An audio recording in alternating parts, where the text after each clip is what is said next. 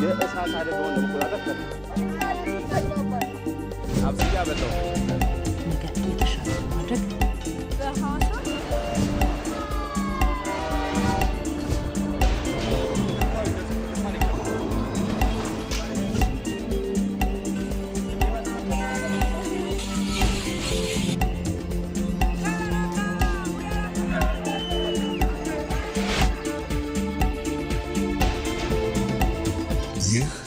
ኢትዮጵያ ቴሌቪዥን ነው።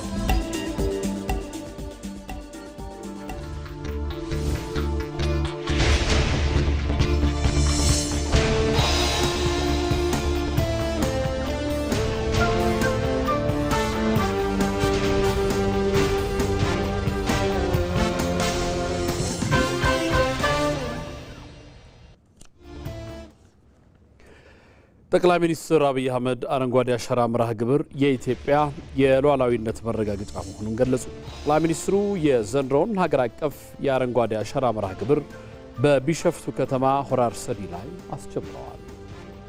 የኛ አባቶች አድዋ ላይ ገድል ሰርተዋል። እኔና እናንተ በግሪን ሌጋሲ ሌላ ገድል እየሰራን ነው። ልጆቻችን ሁለት የሉዓላዊነት መገለጫ ያስባሉ። አድዋ ላይ ተዋክተው ከውጭ የመጣን ጠላት ተከላከሉ።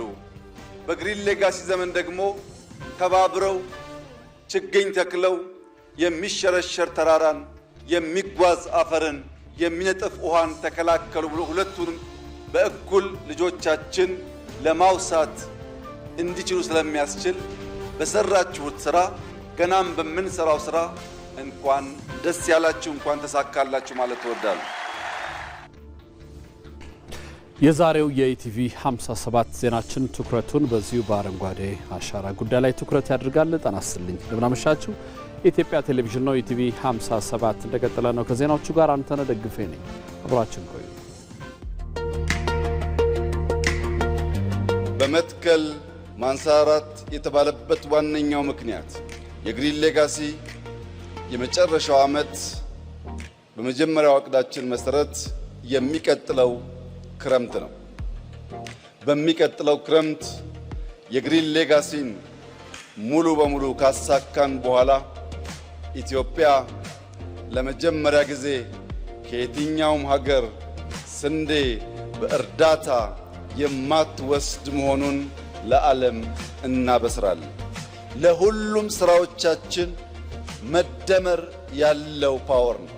ስንደመር ያለን ጉልበት፣ ስንደመር የሚሰማው ድምፅና የሚፈጠረው ኢፌክት ከፍተኛ መሆኑን ያሳያል። ባለፉት ዓመታት ከ20 ሚሊዮን በላይ ኢትዮጵያውያን ተሰናስለው ለዚህ ህልም ባይተጉ ኖሮ 5 ወይም 10 ሚሊዮን ቢሆኑ ቁጥሩ 50 ቢሊዮን መድረስ አይችልም።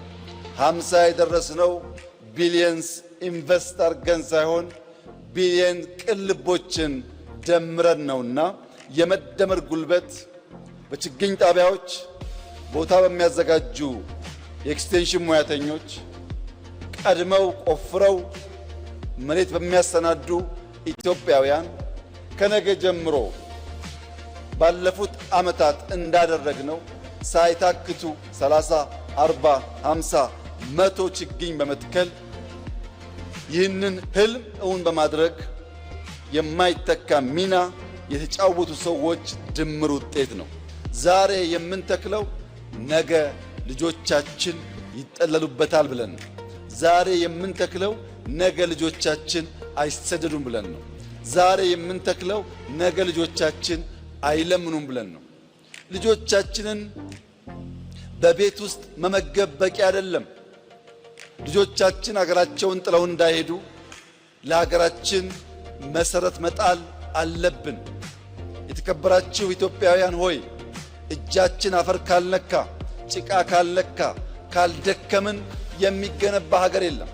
ሁሉም ያማረ ሀገር በጀግኖች ልጆቹ በሆነ ዘመን በተፈጠሩ ትውልዶች የተሰራ ነው።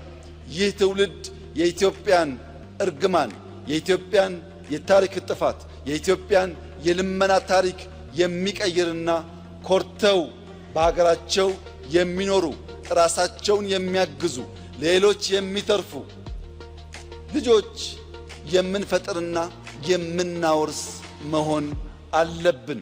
ለዚህ ታላቅ ተግባር የተመረጠ ይህ ትውልድ ኩራት ሊሰማው ይገባል።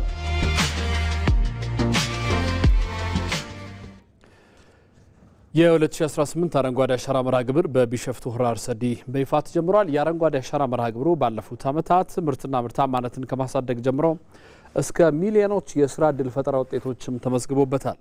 ስነ ስርዓቱን ስትከታተል የቆየችው ሪፖርተራችን ሮዛ መኮንን ተጨማሪ መረጃ ልታደርሰን በቀጥታ መስመራችን ላይ ትገኛለች። ሮዛ እንዴት አመሸሽ? እንግዲህ የቢሸፍቱ ላይ ዛሬ የዘንድሮ የአረንጓዴ አሻራ መርሃ ግብር ማስጀመሪያ ስነ ስርዓት ተስፋን መትከል ከሚለው መሪ ሀሳብ ጋር በተገናኘ ምን መልእክቶች ተላለፉ? ምን ይመስል ነበር አጠቃላይ ሁነቱስ? አመሰግናለሁ አንተነህ። ቀደም ሲል እንዳልከው በዚህ በቢሸፍቱ ሆራ አርሰዴ ነው የ2018 የአረንጓዴ አሻራ መርሃ ግብር በይፋ የተጀመረው። ቢሸፍቱ ደምቃ ነው ያመሸችው። እጅግ ውብ ነበረ ስነ ስርዓቱ። 2018 እንግዲህ በየአመቱ ላለፉት 7 ዓመታት ዘንድሮን ጨምሮ እንግዲህ 8 ዓመታት መላው የኢትዮጵያ ሕዝብ በነቂስ ወጥቶ ማንም ሳይንቀሰቅሰው እንደ ባህል ቆጥሮት ሲተክል ነበር። አረንጓዴ አሻራውን ሲያኖር ነበረ። ተስፋን መትከል የዘንድሮ የ2018 የአረንጓዴ አሻራ መርሃ ግብር ዋነኛ መሪ ቃል ሆኖ ነው እንግዲህ ዛሬ በይፋ የፌዴራል ጠቅላይ ሚኒስትር ዶክተር አብይ አህመድ እንዲሁም ከፍተኛ የመንግስት የስራ ኃላፊዎች በተገኙበት በሆራ አርሰዴ በይፋ የተጀመረው 2018 በልዩ መልኩ ተስፋን ማኖር ላይ ትኩረት ያደረገ ነው። ላለፉት ዓመታት እንደ ሀገር የተሰሩ የአረንጓዴ አሻራ መርሃ ግብሮች ምን ውጤት አገኙ፣ ምን ውጤት ሳመጡ እንደ ሀገር የሚለውን በስፋት የተገመገመበት ነው። ፋኦን ጨምሮ በርካታ የዓለም አቀፍ ተቋማት ከዚህ በፊት ኢትዮጵያ የአረንጓዴ አሻራ መርሃ ግብርን ከመጀመሯ አስቀድሞ የነበሩ በአፈር መሸርሸር፣ በደለል የወንዞቻችን በደል መሞላት፣ የተፋሰስ ስራዎች አናሳ መሆን፣ የተራቆተ መሬት መኖር፣ በግብርናው ላይ ምርትና ምርታማነት እንዲቀንስ ተጽዕኖ ሲያደርጉብን የነበሩ ነገሮች በሙሉ በጥናት የወጡ ይፋ የተደረጉ ነበሩ። ከዚህ በፊት በጥናት የታዩም ጉዳዮች ተጠቅሰዋል። በዛሬው ቆይታ በዋናነት የአረንጓዴ አሻራ መርሃ ግብር እነዚህም በጥናት ተለይተው የነበሩት በዓለም አቀፍ ደረጃ በተረጋገጡ ጥናት አጥኚዎች ጭምር ተደግፈው የነበሩ ቁጥሮችን እንዴት ቀየራቸው የሚለው ላይ ትኩረት አድርገው የባለፉት ዓመታት ስኬት በስፋት የተነሳበት ነው። ከአረንጓዴ አሻራ መርሃ ግብር በፊት የነበሩ የሀገሪቱ የደን መጨፍጨፍ ለማገዶ ለቤት መስሪያነት በሚውሉ የደን ጭፍጨፋ በስፋት ይካሄድ እንደነበር 1990ዎቹ ላይ እንግዲህ የነበረው የደን ሁኔታ በተለይም 3% ወርዶ እንደነበር አሁን የአረንጓዴ አሻራ መርሃ ግብር መተግበሩ አሁን ላይ እንግዲህ ለውጦች እንዲመጡ ትልቅ ስራ ሰርቷል ማለት ነው። የደን ሽፋን በመጠን እንዲያድግ አድርጓል። አብጃታ እንዲሁም ደግሞ ሃሮማይን ሀይቅን የመሳሰሉ የውሃ ወንዞቻችን ሀይቆቻችን እንዲመለሱ አዳዲስም እንዲመጡ በማድረግ ትልቅ የሆነ እምርታ አስመዝግቧል። ምርትና ምርታማነት ላይ መጨመርም ተጨባጭ የሆኑ ቁጥሮች እንዲታዩ አድርጓል። በተለይ ያለፉት ዓመታት የአረንጓዴ አሻራ መርሃ ግብሮች አንተነህ በጥምር ደንም ጭምር ሲተገበሩ የነበሩ ናቸው። የሚበሉ ምግቦች ላይ ፍራፍሬዎች ላይ ትኩረት አድርጎ ምርትና ምርታማነትን ለማሳደግ የሚያስችሉ ሰፊ ስራዎች ተሰርተውበታል። ፍሩትን ወይም ደግሞ ፍራፍሬዎችን ብናነሳ አቮካዶ ኢትዮጵያ ሁለተኛዋ ሀገር ሆናለች። ከአፍሪካ ቀዳሚ ሀገር ማለት ነው ኤክስፖርት በማድረግ በምርት ደረጃ አቮካዶን። ያ ብቻ አይደለም። በስንዴ ምርታማነት በበቆሎ ብናነሳ ሰፊ ውጤቶች እንዲመዘገቡ ወንዞቻችን ድጋሚ ወደ ተፈጥሯዊ ፍሰታቸው እንዲመለሱ እድል የሰጠ ሆኗል። ስለዚህ ያ ስራ ትልቅ ለውጥ አምጥቷል። ደለል እንዳይገባ መደረጉ፣ ሀይቆቻችን መመለሳቸው ምርትና ምርታማነት እንዲጨምር አስችሏል። ከዛ ባሻገር የተፈጠረው የስራ እድልም ሰፊ ነው። ወደ 2.5 ሚሊዮን ዜጎች ባለፉት ዓመታት በዚህ በአረንጓዴ አሻራ መርሃ ግብር ሰፊ ስራዎችን ሲከውኑ ነበረ። እንግዲህ በቁጥርም ብንመለከተው ከ40 ሺህ ወደ 120 ሺህ የሚሆኑ የችግኝ ጣቢያዎች እንደዚሁ 60% በግል ደረጃ የመጡ የሄዱበት ወይም ደግሞ የችግኝ ጣቢያዎች የሰፉ የመጡበት የስራ እድል በስፋት የተፈጠረበት ነው። ይህ ሁሉ የአረንጓዴ አሻራ ያለፉት ዓመታት ውጤት ነው። ዘንድሮ ኢትዮጵያ ተልማለች፣ ተስፋን ትተክላለች። ይህ ተስፋ ደግሞ ለትውልድም የሚተርፍ ነው። ወደ 8 ቢሊዮን የሚሆን ችግኝ በዚህ ዓመት እንደምትተክል እንግዲህ የፌዴራል ጠቅላይ ሚኒስትር ዶክተር አብይ አህመድ ይፋ አድርጓል። እሳቸው የዘንድሮን ጨምሮ እስከሚቀጥለው ድረስ የዘንድሮ 50 ቢሊዮን እንደነበረ እቅዱ ይታወቃል። ማለፉ አይቀርም። ምክንያቱም ያንን ነው የሚያመላክተው። እስካሁን የመጣንባቸው ሂደቶች ኮፕን ከማዘጋጀቷ በፊት ኢትዮጵያ 65 ቢሊዮን ችግኞች ኢትዮጵያውያን በዚህ 2 እና 3 ወር አጠቃላይ የዘንድሮና የሚቀጥለው ዓመትን ጨምሮ ሊተክሉ ይገባል። የቀን ተቀን ስራቸው ሊያደርጉት ይገባል። ስብሰባ ሲጀምሩ ከስብሰባ በፊት መትከልን፣ ከጸሎት በፊት መትከልን፣ አጠቃላይ ነገሩ ላይ ያለውን በተለይ አረንጓዴ አሻራን ባህል አድርጎ የሚሄድ ላይ በስፋት ሊሰሩ ይገባል የሚል ጥሪያቸውን አስተላልፈዋል። አድዋን እንድገመው በአረንጓዴ አሻራ የሚል መልእክታቸውንም ነው ያስተላለፉት ማለት ነው። አንተነህ በዛሬው የአረንጓዴ አሻራ ይፋዊ የ2018 ማስጀመሪያ መርሃ ግብር ላይ በጣም አመሰግናለሁ ሮዛ መኮንን ከቢሾፍቱ ላደረሽን መረጃ። መልካም ምሽት ይሆናልሽ።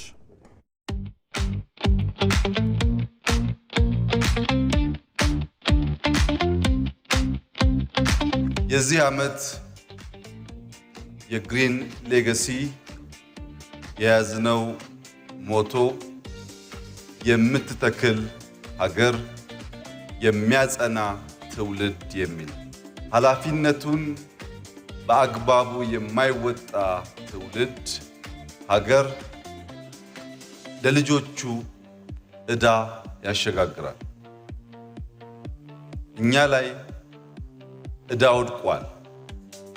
ይህንን ዕዳ ለልጆቻችን ማሸጋገር የለብንም።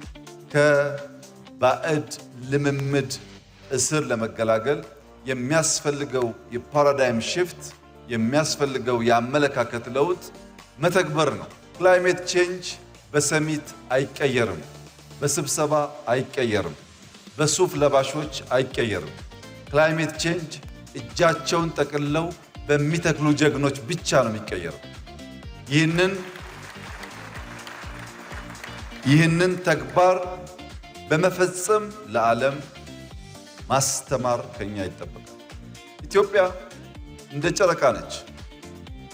ጨረቃ ዓመቱን ሙሉ ብርሃን አትሰጥም። ጨረቃ ዓመቱን ሙሉ አናያትም። አንዳንዴ ዳመና፣ አንዳንዴ ግርዶሽ ይሸፍናታል።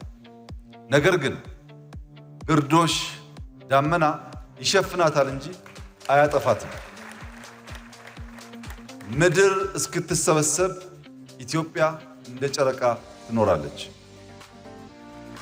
ኢትዮጵያ እንደ ጨረቃ መኖሯ ላይቀር ነገር ለልጆቻችን ረሃብን፣ ልመናን፣ ድህነትን፣ የገረጣ ማንነትን ከምናስረክብ ዕዳዎቻችንን ከፍለን የተሻለ ሀገር ለልጆቻችን ለማስረከብ መትጋት ይኖርብናል።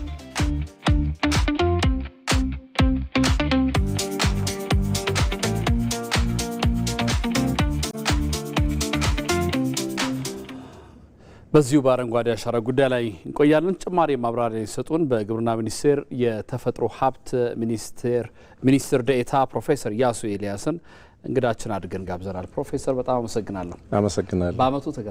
በአመቱ ተገናኘን። ደስ ብሎኛል። እንኳን አደረሰን። እንኳን አብሮ አደረሰን። እንግዲህ ኢትዮጵያ ያለፉት 7 ዓመታት የዚህ የአረንጓዴ አሻራ መርሃ ግብር ከ48 ቢሊዮን በላይ ችግኞችን መትከሏ አሁን ላይ እንደ ሀገር ምን አተረፍን? እነዚህ ችግኞች ኢትዮጵያን ምን ገጽታ አላበሷት? ይህን ለማሳካትስ እንዴት ተቻለ? ምን መንገዶችን መጣንባቸው? አመሰግናለሁ። እንግዲህ አረንጓዴ አሻራ መርሃ ግብር ኢትዮጵያ የነበረችበትን የአካባቢ መራቆት፣ የአየር ንብረት ለውጥ ጦስ ያመጣቸውን ጎርፍና ድርቅ መከላከል አለመቻል፣ ለድህነት፣ ለጉስቁልና፣ ለምግብ እህል እጥረት ዳርጎን የቆየበት ታሪክ ይታወቃል። ይህንን ከታሪክ ከማድረግ አኳያ ክቡር ጠቅላይ ሚኒስትር 2011 ላይ በሀሳብ አመንጭተው አረንጓዴ አሻራ መርሃ ግብር ተዘርግቷል። ባለፉት 7 ዓመታት እንደተጠቀሰው 48 ቢሊዮን ችግኞች ተተክለዋል። እቅዱ በ8 ዓመት 50 ቢሊዮን ችግኞችን ለመትከል ነው። ዘንድሮ የምንተክለው ወደ 8 ቢሊዮን በላይ ስንደምር ወደ 56 ቢሊዮን የሚደርስ ይሆናል። እንግዲህ ይሄ በዋናነት ከችግኝ ተከላ ያለፈ ትልቅ ፖለቲካዊ፣ ኢኮኖሚያዊና ማህበራዊ ትርጉም ያለው የኢትዮጵያን ሉዓላዊነት የማስከበር ጉዳይ መሆኑን ክቡር ጠቅላይ ሚኒስትራችን አሁን ቅድም በሄደው ዜና ሲናገሩ ሰምታችኋል። ለምንድን ነው ይሄ የሚባለው? አገር ሉዓላዊ የሚሆነው በምግብ ራስን ሲችል ነው። አለዚያ ምግብ የሚሰፍር አካል ሉዓላዊነትን የሚያስደፍሩ የራሳቸውን ፖሊሲ የሚጭኑበት ሁኔታ ከመኖሩ ጋር ተያይዞ የመጣ ሀሳብ ነው። እንደገና ደግሞ ሀብታችን ንብረታችን የሆነው የልማታችን መሰረት የሆነው ለም አፈር ተጠርጎ ወደ ሌላ ጎረቤት ሀገር እየሄደ የቆየበት ሁኔታ ነው ያለውና ይሄን ከመቀየር አንጻር የተሰራ ስራ ነው። የተገኘው ውጤት በ3 ነጥቦች እንደሚከተለው አስቀምጣለሁ። የመጀመሪያው የደን ሽፋናችን ቀደም ሲል ከነበረበት በ1900 ጥናቶች የሚያሳዩት ወደ 40% የሚሆነው የቆዳ ስፋታችን ደን የነበረበት፣ ኢትዮጵያ ሰፊ መልክዓ ምድር ሰፊ የስርዓተ ምህዳር ያላት ሀገር ስለሆነ እጽዋቶች በተለያየ ቦታ የመብቀል እድል ስላላቸው ሰፊ ደን የነበራት ሀገር ነበረችና ከአጠቃቀም ጉድለት ከህዝብ ቁጥር መጨመር ጋር ተያይዞ የእርሻ መስፋፋት የከተማ መስፋፋት ያመጣው እንግዲህ የደን መጨፍጨፍ በ1980ዎቹ ወደ 2.73% ያህል ዝቅ እንዳደረገ ነው ያሉት መረጃዎች የሚያሳዩት። ይህንን ለመቀየር ነው እንግዲህ ሲሰራ የቆየው አረንጓዴ አሻራ መርሃ ግብር ከተጀመረ በኋላ ቀደም ሲል በተለያዩ ስራዎች ልማቶች 17.2% የደረሰው 23.6% መድረስ ችሏል። ባለፈው ዓመት በዓለም የደን ምርምር ኢንስቲትዩት በተረጋገጠ ሳይንሳዊ ጥናት በተረጋገጠው መሰረት ይሄ የጭፍጨፋ ምጣኔውም ቀደም ሲል በኤፍኤኦ ባወጣው ሪፖርት በዓመት ከ92 እስከ 100 ሺህ ሄክታር የተፈጥሮ ደን ይጨፈጨፍ የነበረውን 92 ሺህ ማድረስ ተችሏል። ዜሮ ማድረግ ከባድ ነው። ወደዛ እየተሰራ ነው የሚገኘው። በቀጣይ 2030 ላይ የደን ሽፋናችን 30% እንዲሆን እየተሰራ ያለ ነው። ለዚህ እንግዲህ መሰረቱን እየጣለ ያለ ነው አረንጓዴ አሻራ መርሃ ግብር። የአፈር መሸርሸሩም እንግዲህ ከፍተኛ የሆነ የግብርና ምርታማነትን ቀንሶ ያለ የአፈር ለምነት እንዲከላ ያደረገ ጉዳይ የአፈር መሸርሸር ነው።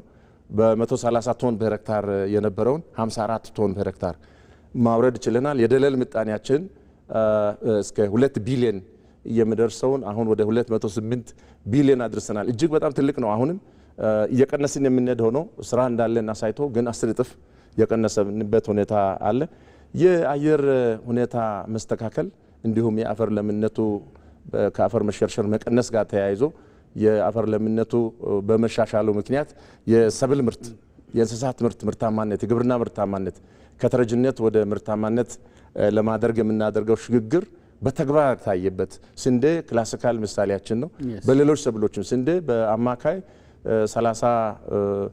በአማካይ 22 ኩንታል በሄክታር ነበረ በፕሮግራሙ መጀመሪያ ላይ። አሁን 36 ኩንታል አድርሰናል። እሱ ብቻ ሳይሆን በሶስት ጊዜ በአመት ውሃ ተፋሰሶችን በማልማታችን አረንጓዴ አሻራና የበጋ ተፋሰስ ልማት የአንድ ሳንቲም ሁለት ገጽ ሆነው እየሄዱ ናቸው ያሉት። በበጋ ወራት ተፋሰሱ ይለማል። ከፍታማ ተዳፋታማ ቦታዎችን በእርከን ትሪት እናረጋቸዋለን። ከዚያ በኋላ ክረምቱ ሲመጣ ስንተክል ምንድነው የምናደርገው? ውሃ እንዲሰርግ እናረጋለን። ምንጮች እንዲፈልቁ እናረጋለን። ወንዞች እንዲፈሱ እናረጋለን። ጥልቀት በሌላቸው ጉድጓዶች አርሶ አደሩ ውሃ በማግኘት መስኖ ማልማት ችሏል። እኛም ደግሞ በትንንሽ ፓምፖች አሰራጭተን የስንዴ በበጋ ብቻ ወደ 3.7 ሚሊዮን ሄክታር አልምተን የስንዴ ሉዓላዊነት ማረጋገጥ ችለናል። ይሄ ትልቅ የታሪክ ጥፋት እንዲደርስ አድርጓል ማለት ነው አረንጓዴ አሻራ። በሌሎች ሰብሎችም እንደዚሁ በቡና ማሳ ስፋትም ችግኝ ጣቢያዎች 45 ሺህ እንደዚህ የነበሩ በፕሮግራሙ መጀመሪያ ላይ 120 ሺህ በላይ በማሳደጋችን በእነዚህ ችግኝ ጣቢያዎች በፍራፍሬና በቡና ላይ ልዩ ትኩረት ተደርጎ ስለሚሰራ የፍራፍሬ ተክሎች ከሚተክሉ 48 ቢሊዮን ችግኞች መካከል 60% የፍራፍሬ ከመሆኑ ጋር ቡናን ጨምሮ እነዚህ ለምግብነት ብቻ ሳይሆን ለገበያ የሚውሉ ጭምር ማስፋት ችለናል። ለምሳሌ ቡናን የወሰድን እንደሆነ 600 ሺህ ሄክታር ነበር በፕሮግራሙ መጀመሪያ ላይ በአመት ቡና ሰብል ለመሸፈን ነው። በአሁኑ ሰዓት 2017 ላይ 1.4 ሚሊዮን ሄክታር መሸፈን ችለናል። የምናመርተውም ከ500 ሺህ ቶን በልጦ አያውቅም ነበር። አሁን 1.58 ሚሊዮን ቶን ማድረስ ችለናል። ይሄ ወደ 3 እጥፍ አይደል ያደገው እና ዶላሩም በዛ ልክ ነው። አሁን ከ500 ሺህ ዶላር በልጦ የማያውቀው ወደ 700 ሺህ አካባቢ የነበረው በአሁኑ ሰዓት አምና 2.56 ቢሊዮን ዶላር ወደ ተደምሮ የግብርና ኤክስፖርት አድርገን የምናገኘው የውጭ ምንዛሬ በቡና ብቻ የምናገኝበት ደረጃ ላይ ደርሰናል። እና ይህ ትልቅ ግኝት እንደሆነ ነው መረዳት። አሁን እርስዎ የዘረዘሩልኝ በተለይ እርስዎ የሚመሩበት ዘርፍ የመጣውን ስኬት ጭምር ነው።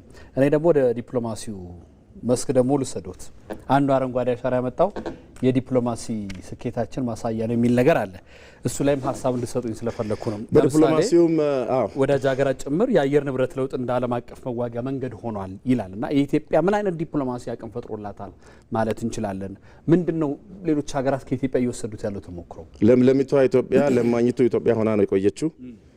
ውብ ተፈጥሮ የገረጣ የደረቀ ሆነ የቆየውን ክቡር ጠቅላይ ሚኒስትር በህዝብ አጋሪነት በመደመር እሳቤ እናለማለን ብሎ ሲነሳ ቲዝ አድርገው ነበር። ብዙዎች ቀልደው ነበር። በምን አቅም ኢትዮጵያ አሁን በቢሊዮን የሚቆጠር ችግኝ በ8 ዓመት 50 ቢሊዮን የሚለው ቀልድ ነበር የሚመስለው የነበረው እንደው የተተከለው ሪል መሬት ላይ አለ የሚለው ሁሉ ነበርና በኋላ ውጤቱ እየታየ ሲመጣ እንዴት ነው ኢትዮጵያ ያደረገችው የሚለው የዓለም ማህበረሰብ በተለይ ጎረቤት ሀገራት በልዩ ትኩረት የሚያዩት ሆኗል። እነ ናይጄሪያ፣ እነ ኡጋንዳ፣ እነ ኬንያ የመሰሉ ሀገራት የኢትዮጵያን ተሞክሮ በመውሰድ የራሳቸውን አረንጓዴ አሻራ መርሃ ግብር የመዘርጋት ፕሮግራም ተጀምሯል።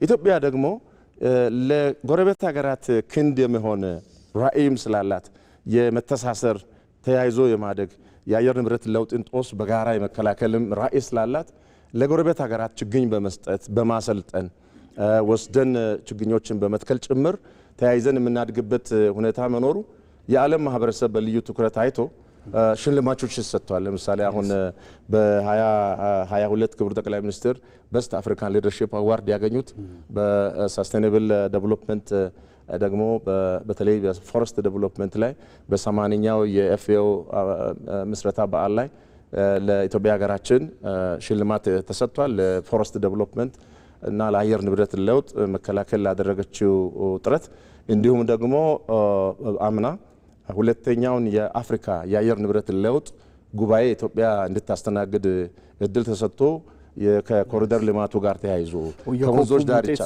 የኮፕ ውጤት አሁን ደግሞ ትልቁ ዋናው ኮፕ 2027 ላይ ኖቬምበር ላይ የሚደረገው ኮፕ ኢትዮጵያ 32ኛውን ኢትዮጵያ እንድታዘጋጅ ይሄ ትልቅ የሆነ የዲፕሎማሲ አቅም ነው የሆነልን።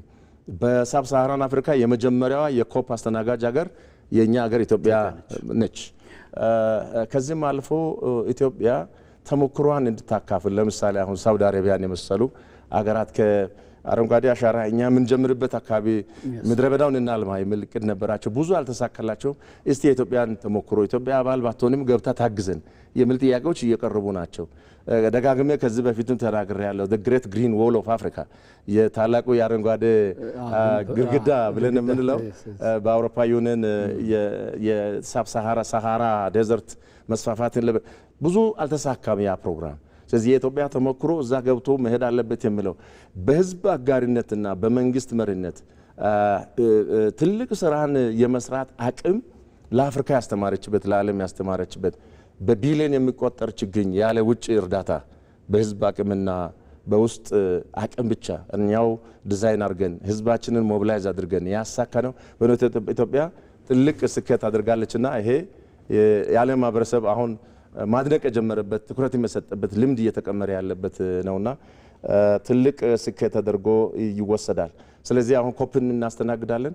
ባለፈው ጳጉሜ ላይ እንደምታስታውሱት የኢትዮጵያ የዩናይትድ ኔሽንስ የዓለም የምግብ ፕሮግራም እንድታዘጋጅ የተደረገው በጋ መስኖ ልማት ስንዴን በማልማት ሌሎች አፍሪካ ሀገሮች በምግብ እጥረት በተለይ በዩሮፕ በራሽያና በዩክሬን በተደረገው ጦርነት ከፍተኛ ስጋት ውስጥ ሀገራት ሲገቡ ኢትዮጵያ ተሻግራለች።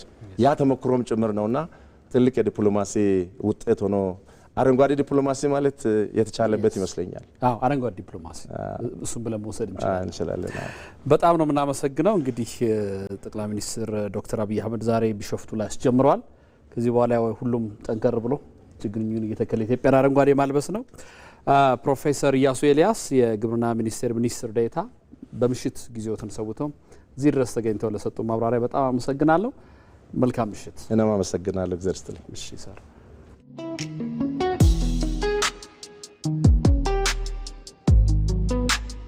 ነገን ዛሬ እንትከል ማለት በዚህ ስፍራ እንደምታዩት ይህ ውብ የማንጎ ዛፍ ልክ እንደ ቤት ጥላ ሆኖ ለዓይን ይማርካል፣ ፍሬው ይበላል፣ ከዚያም አልፎ ልክ እንደ ቤት ያገለግላል።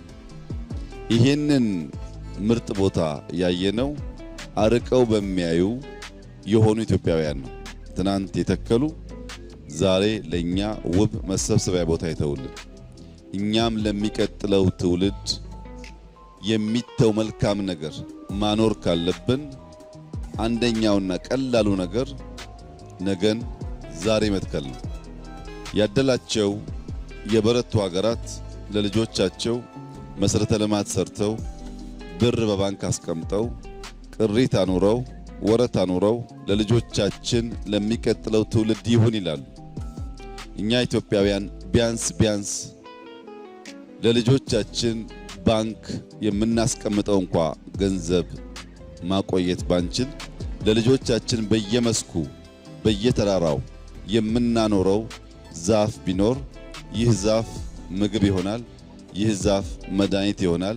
ይህ ዛፍ ዓለምን እያሰጋ ካለው ከሚያሰጉ ዋና ጉዳዮች ውስጥ አንደኛውና ዋነኛ የሆነው የክላይሜት ቼንጅ በሚመለከት ሊመጣ ያለውን አደጋ ለማስቀረትም በከፍተኛ ደረጃ የሚያግዝ ስለሆነ ዛፍ መትከል መድኃኒት መትከል፣ ዛፍ መትከል ምግብ መትከል፣ ዛፍ መትከል ውበትን መትከል፣ ዛፍ መትከል ኃይለኛ ውሃ ተቀናጅቶ ሊያጠፋን ሲመጣ የሚከላከልን አጥር ድንበር መስራት፣ ዛፍ መትከል ከተፈጥሮ ጋር መስማማትና መግባባትን በተቀናጀና በተደመረ መንገድ ሁላችን ልንሰራው ልንከውነው የሚገባ አንድ ሀገራዊ ቁም ነገር የወል እውነት ካለ ለልጆቻችን መልካም የሆነና ግሪን የሆነች ኢትዮጵያን መተው ነው።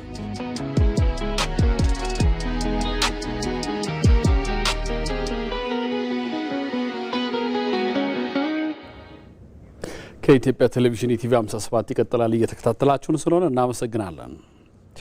ጠቅላይ ሚኒስትር አብይ አህመድ አረንጓዴ አሻራ መርሃ ግብር የኢትዮጵያ የሉዓላዊነት ማረጋገጫ መሆኑን ገልጸዋል። ጠቅላይ ሚኒስትሩ የዘንድሮ ሀገር አቀፍ የአረንጓዴ አሻራ መርሃ ግብር በቢሾፍቱ ከተማ ሆራ አርሰዲ ላይ አስጀምረዋል። ጌታቸው ባልቻ ጭማሪ አለው። ተፈጥሮ ዝናብን አዝንባ የምታጠጣ አፈርን አደራጅታ የምትመግብ አየሩን አጽድታም እንድንተነፍስ የምታደርግ ነች። ታዲያ እኛ የሰው ልጆች ተፈጥሮን ስንጠብቅ እያዳንን ያለነው እሷን ሳይሆን ራሳችንን ነው። ኢትዮጵያም የዛሬ እድገቷ ከተፈጥሮ ጋር የተስማማ እንዲሆን የነገ ልጆቿም ለምለሚቷን ሀገር እንዲረከቡ ለማድረግ አረንጓዴ አሻራን ማኖር ከጀመረች 8ኛው ዓመት ላይ ደርሳለች። የዘንድሮውን ሀገር አቀፍ አረንጓዴ አሻራ መርሃ ግብርም ጠቅላይ ሚኒስትር አብይ አህመድ በቢሾፍቱ ከተማ በሆራ አርሰዲ አስጀምረዋል። ኢትዮጵያ ጀግኖች ልጆቿ በደምና አጥንታቸው ሉዓላዊነቷን አስጠብቀው ለዛሬ አድርሰዋታል። የአሁኑ ዘመን ሉዓላዊነት በጀግንነት ሀገርን ከመጠበቅ በተጨማሪ በብዙ መንገድ ይረጋገጣል። የሀገርን ተፈጥሮ ሀብት መጠበቅ ደግሞ ከነዚህ አንዱ ነው። የኛ አባቶች አድዋ ላይ ገድል ሰርተዋል።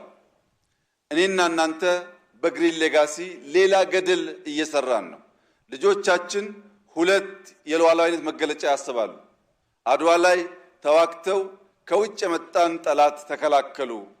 በግሪን ሌጋሲ ዘመን ደግሞ ተባብረው ችግኝ ተክለው የሚሸረሸር ተራራን፣ የሚጓዝ አፈርን፣ የሚነጥፍ ውሃን ተከላከሉ ብሎ ሁለቱንም በእኩል ልጆቻችን ለማውሳት እንዲችሉ ስለሚያስችል በሰራችሁት ስራ ገናም በምንሰራው ስራ እንኳን ደስ ያላችሁ እንኳን ተሳካላችሁ ማለት እወዳለሁ።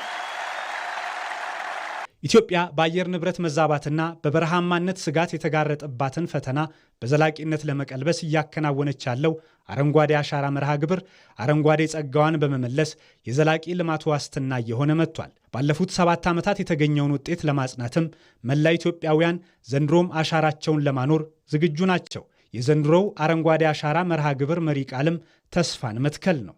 የዘንድሮ የአረንጓዴ አሻራ መሪ ቃል ተስፋን መትከል ይላል።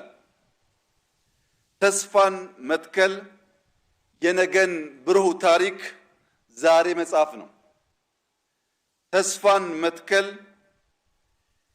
የተስፋችን ስሮች ወደ ታች ዘልቀው እንዲገቡ በማድረግ የብልጽግና ግንዶች ወደ ላይ እንዲያድጉ፣ የብልጽግና ቅርንጫፎች ወደ ጎን እንዲስፋፉ፣ የብልጽግና ፍሬዎች ከተከልነው ዛፍ የምንበላው የምንሸጠው ሀብት እንዲሆኑ የሚያስችል ነው።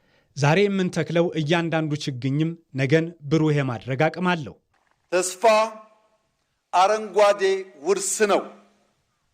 ትውልድ የሚኮራበት ብሩህ ነገ ዛሬ የሚሳልበት የሚጻፍበት፣ ልጆቻችን ይህንን ባህል ይህንን ልምምድ ይዘው ያደጉ እንደሆነ የበለጸገ አረንጓዴ የለበሰ ከጓሮ ከማሳው የሚበላ የሚሸጥ የሚሸመትበት ሀገር ስለሚረከቡ እንደኛ በደህንነት በችግር በእርዳታ የሚታወቁ ሳይሆኑ በልተው ጠግበው ማገዝ የሚችሉ እንደሚሆን ምንም ጥርጥር የለውም።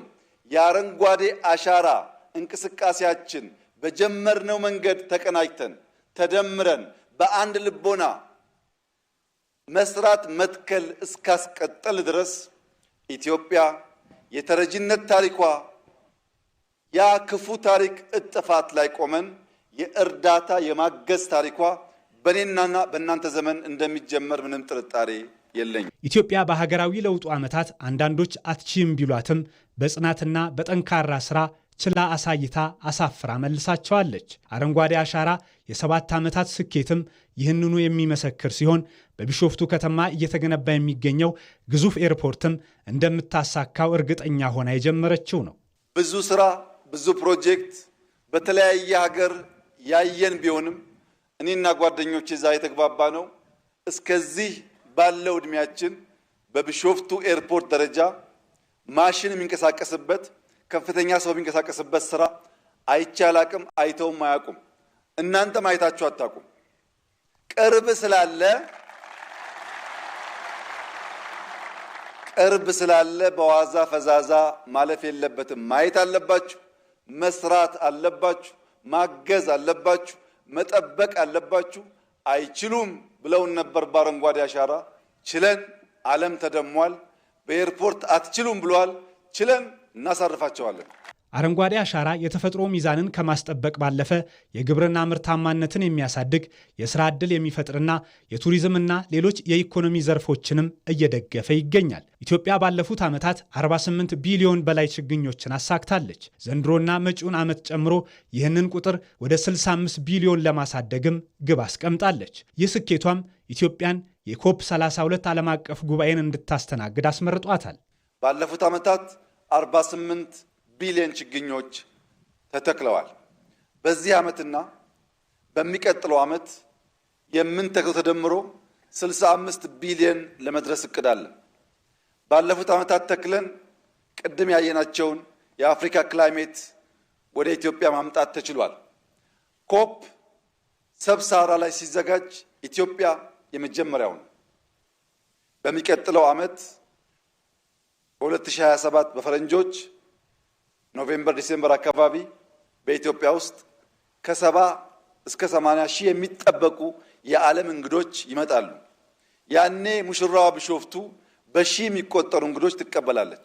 የአረንጓዴ አሻራ መርሃ ግብር የአየር ንብረት መዛባትን ከመከላከል ባለፈ የሀገርን ሁለንተናዊ የኢኮኖሚ ሉዓላዊነትና ዘላቂ ልማትን የማረጋገጫ ትልቅ አቅም መሆኑን በተግባር አሳይቷል። ኢትዮጵያውያን ባለፉት ዓመታት ያስመዘገቡትን ስኬት በማጽናት ዘንድሮም ተስፋን መትከል በሚለው መሪ ቃል አረንጓዴ አሻራቸውን በማኖር የነገዋን ለምለምና የበለጸገች ሀገር ለቀጣዩ ትውልድ ለማስረከብ በቁርጠኝነት ተነስተዋል።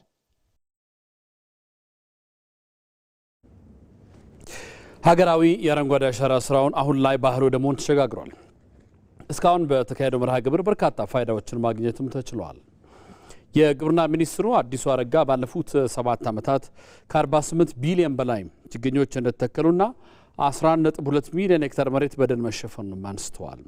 በአረንጓዴ አሻራ ስራው የአፈር መሸርሸርና የደን መጨፍጨፍ መቀነሱንም አስረድተዋል።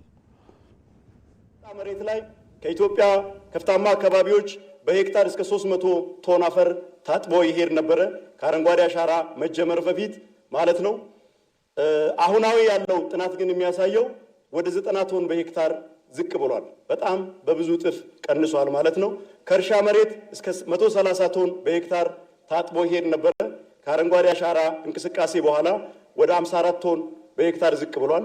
በአጠቃላይ ወደ ወንዞች ታጥቦ የሚገባው የኢትዮጵያ ደለል የኢትዮጵያ ሀብት በዓመት በአማካይ እስከ 2 ቢሊዮን ቶን ይደርስ ነበር። ይሄ ጥናት እንደሚያመላክተው ከአረንጓዴ አሻራ መርሃ ግብር መጀመር በኋላ ግን በብዙ እጥፍ ቀንሶ 208 ሚሊዮን ቶን በዓመት ይታጠባል። ይሄም ቀጣይ ስራ እንደሚጠበቅብን ማሳያ ነው።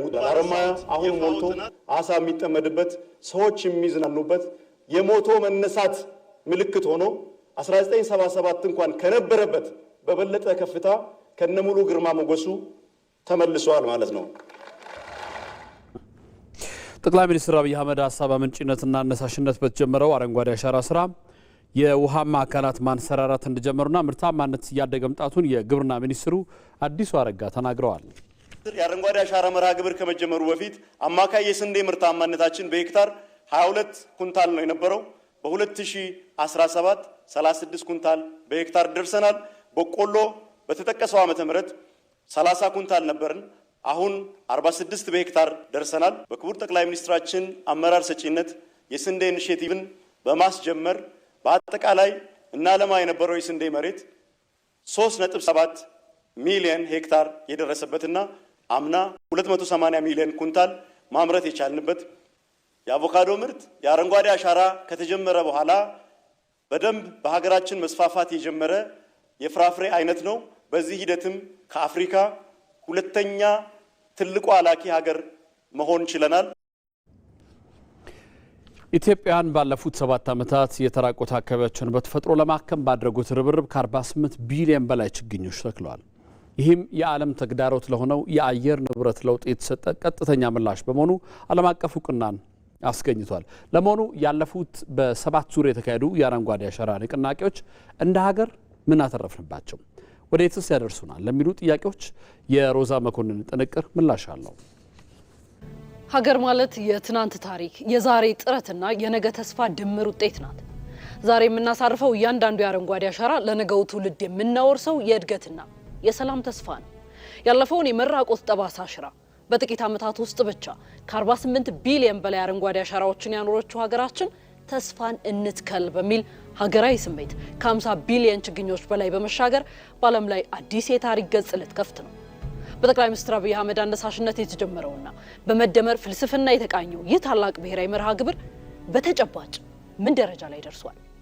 የአየር ንብረት መዛባትን በራስ አቅም ለመቋቋም የተነሳው የአረንጓዴ ጎርፍ ማዕበል ለኢትዮጵያ ብቻ ሳይሆን ለአፍሪካና ለመላው ዓለምስ ምን አይነት ተስፋን ይዞ ብቅ ብሎ ይሆን? በቆይታችን ይመለሳል።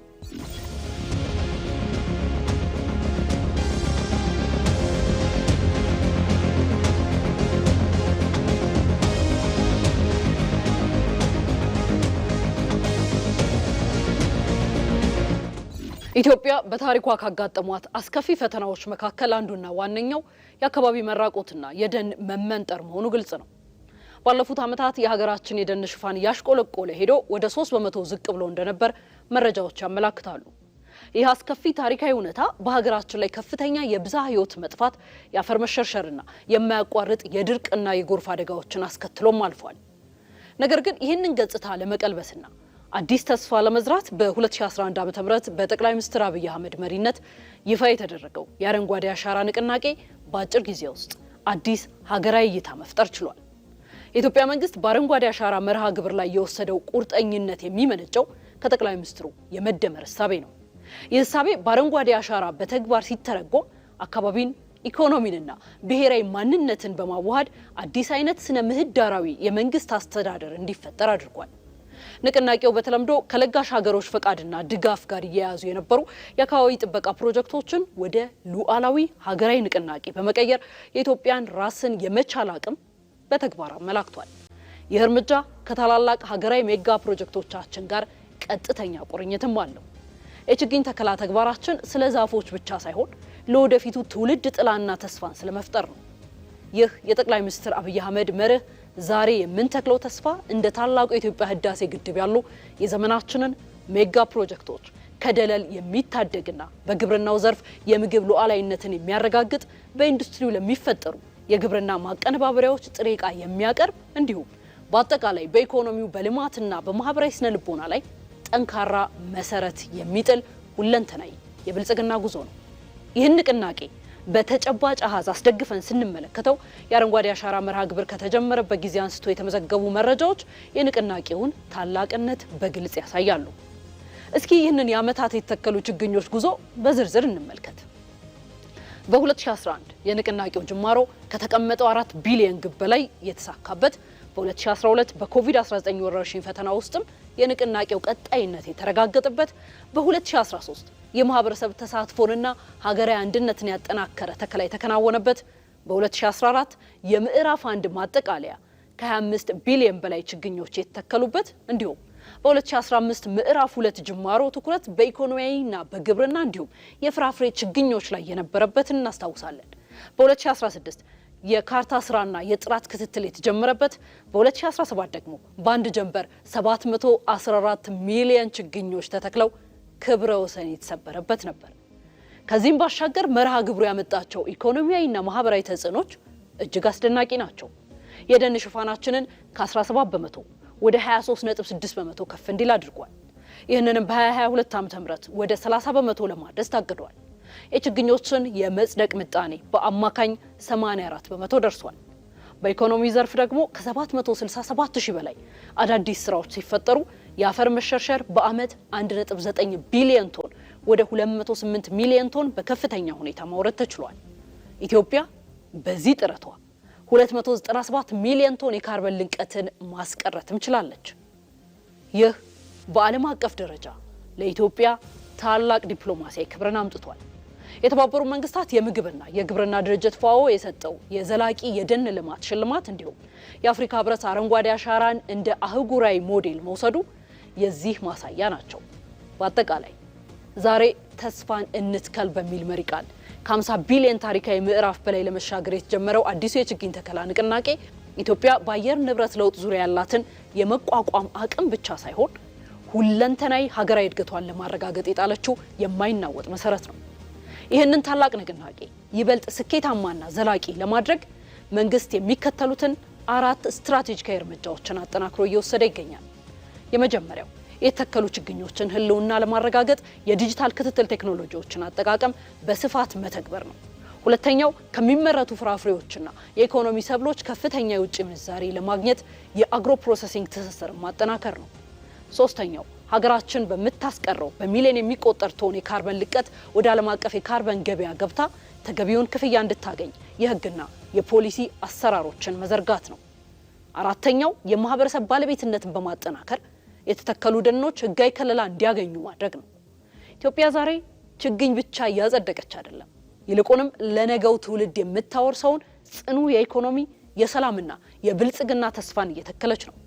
ዛሬ የምናኖረው እያንዳንዱ አረንጓዴ አሻራ የነገዋን የዳበረችና የበለጸገች ኢትዮጵያን የሚያሳይ ህያው ስዕል ነው።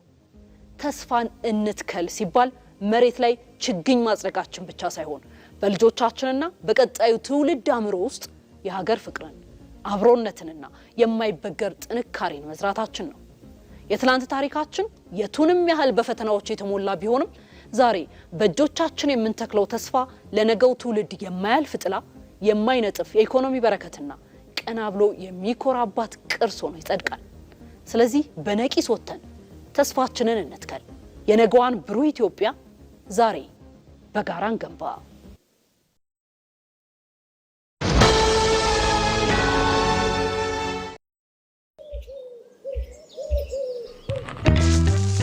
ቆይ አንዴ እንዳትሄድ ጠብቀኝ።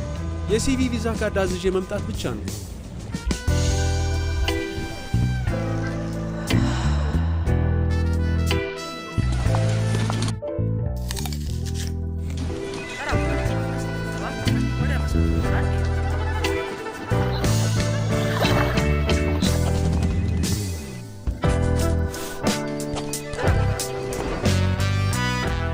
ባንኮ በመዳፎ በያዙት ስልኮ ቤቶ ድረስ ከተፍ ይላል። ሰላም ጤና ይስጥልኝ። በማንኛውም ሰዓት በተመቸው ቀን ባሉበት ሆነው የኢትዮጵያ ንግድ ባንክን ቪዛ ካርዶን በስልኮ ማዘዝ ይችላሉ። የሲቢ ሞባይል ባንኪንግ መተግበሪያውን ይክፈቱ። ባንኪንግ የሚለውን ይክፈቱ። ቪዛ ካርድ ሰርቪስ የሚለውን ይምረጡ። ይፈልጉ ምትክ ወይም አዲስ መጠየቅ፣ የካርዶን አይነትና የሚወስዱበትን ቅርንጫፍ መርጠው ያረጋግጡ። ባንክ የሚመጡት ካርዶን ለመውሰድ ብቻ ነው። አሁኑኑ ያመልክቱ። በፍጥነት ካርዶን ይውሰዱ። የኢትዮጵያ ንግድ ባንክ፣ ሁሌም የሚተማመኑበት ባንክ።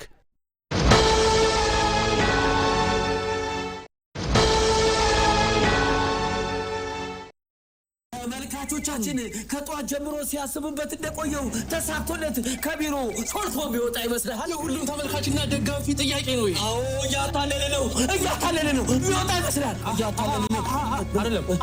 አለቃው ወጥታለች። ምትይዘው ይመስላል። ያመለጠ ይመስላል። አሁንም እያታለለ ነው። እንደበራ ነው። በሩጋ ሲደርስ ተያዘ። ይሄ ማስጠንቀቂያ የሚያሰጠው ይመስላል። ቢጫ ካርድ ዕቃ ልግዛ በሚል ተልካሻ ምክንያት ከስራው ሊወጣ የነበረው የቢሮ ሰው ቢጫ ካርድ አይቷል። ቢጫ ካርድ እሱስ ምን አስወጣው? እዛው ቢሮ እንዳለ አያስብ ነበር። ቢሮ እያለን ያልኩ? አዎ መቼም በዚህ ጊዜ ቴሌብር ማይጠቀም የለም። አዎ ቴሌብር ላይ በሚገኘው ዘመን ገበያ የሚያስፈልገው ማንኛውንም አይነት ነገር ቢሮ ድረስ ሸምቶ በቀላሉ ማድረስ ይችላሉ እኮ። ታዳጊዎቻችን የዲጂታል ኢትዮጵያ ግብይት መዳረሻ በሆነው ዘመን ገበያ ውስጥ የገባ ይመስላል።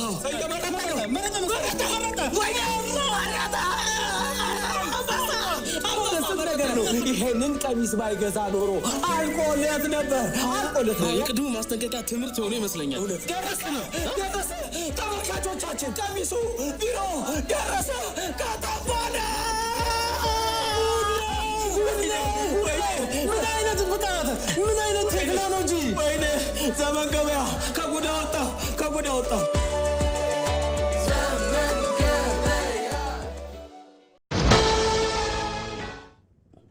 በመጨረሻም ስፖርት በ23ኛ ዓለም ዋንጫ ምድብ ጨዋታዎች ዛሬ ቀጥለው ሲደረጉ ቤልጂየም ከግብጽ የሚያደርጉት ጨዋታ ይጠበቃል። አሁን አትላንታ ላይ እየተደረገ በሚገኘው የምድብ 8 የመጀመሪያ ጨዋታ ስፔን ከኬፕ ቨርድ ግብ አልተቆጠረም። በምድብ 7 የተደለደሉት ቤልጂየምና ግብጽ በሲያትል ስቴዲየም ምሽት 4 ሰዓት ላይ ጨዋታቸውን ያደርጋሉ። 15ኛ ተሳትፏን የምታደርገው ቤልጂየም በ2018 የሩሲያ ዓለም ዋንጫ 3ኛ ደረጃን ይዛ ያጠናቀቀችበት በመድረኩ ትልቁ ስኬቷ ነው።